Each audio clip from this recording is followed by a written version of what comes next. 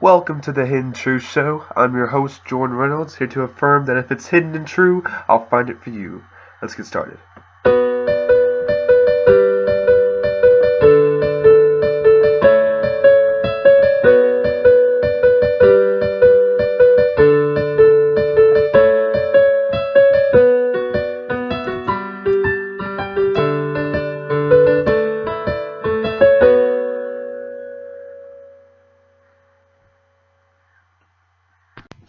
Today we're going to talk about dating and some common misconceptions that come along with dating.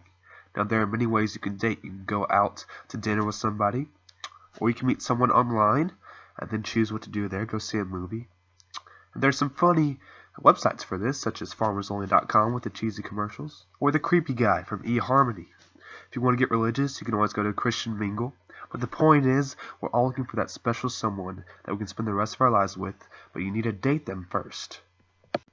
Dating was not a term coined until about the 20th century.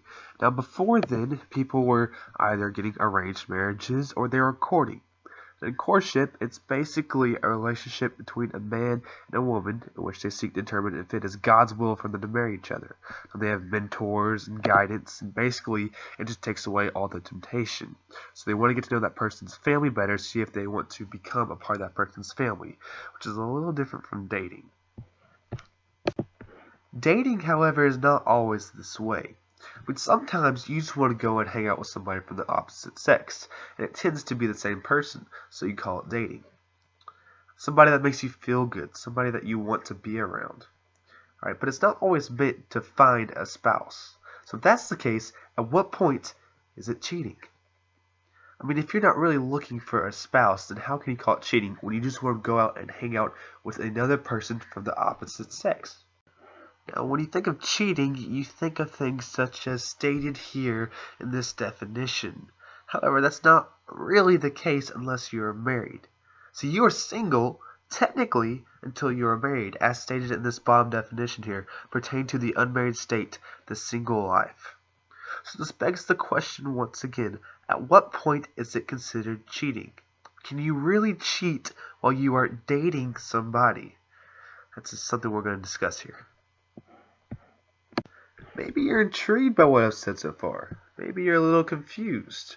Maybe you're just flat out angry. It's possible you don't know what to think, like this guy right here. But whatever is going through your mind right now, give me your ears for these next few minutes because you're going to be very interested in some of the things I have to say, good or bad. This is my brother, and he liked this girl for 8 years before he started dating her. They dated her for 2.5 years. And that is 10.5 years he spent on this one girl. Now he's in college, and she's the only reference point as to what he knows he likes and he doesn't like in a person. Seems like a very inefficient use of his time. See, what he could have been doing is he could have been using this method that I'm about to state. But let me make this disclaimer. This method does not work if you are courting somebody. It only works if you are dating them.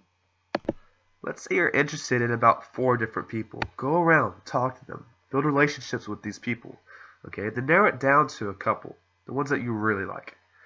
Go on a date with this person. Go to the movie with the other one. Just try to get to know these people a little bit better.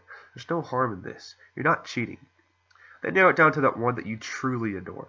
And then just focus on that person solely. At this point, it is them and none others. If you date someone else, then you can make an argument for whether or not it's cheating. Because after all, we're just trying to figure out what we really like, what we really want in a person. This seems like a much more efficient way to spend your time. You can find that person quicker. After all, you don't want to be getting married at like 30 and 35 years old. You want to try to get married young. Spend as much time with that person as you can, for as long as you can, hopefully for your whole life. Now, many of you may not agree with me right now. It's perfectly fine, because society has taught us otherwise. It said that this is cheating, that this brings harm to others. But know this. It is okay to use this method. Now, it's not okay to use this method if you're courting, because in courting, it just basically skips to the last step of this process. But in the end, what does it actually matter how you find that someone, as long as you find them? This is just another method that you can use to help speed along that process and find the person that you truly want to spend the rest of your life with. That will conclude today's session of Hidden Truths. I'm your host, Jordan Reynolds, signing out.